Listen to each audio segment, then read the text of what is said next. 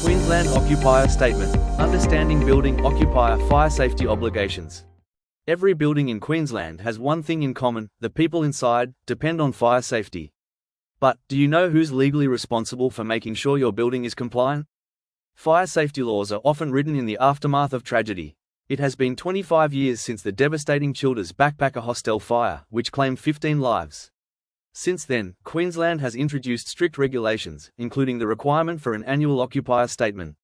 Whether you are an owner, tenant, or part of a body corporate responsible for a building, you may be legally required to submit an occupier statement. This is a declaration that your building's fire safety installations are being maintained to Australian standards. Failing to comply doesn't just put people at risk, it can lead to hefty fines and prosecution.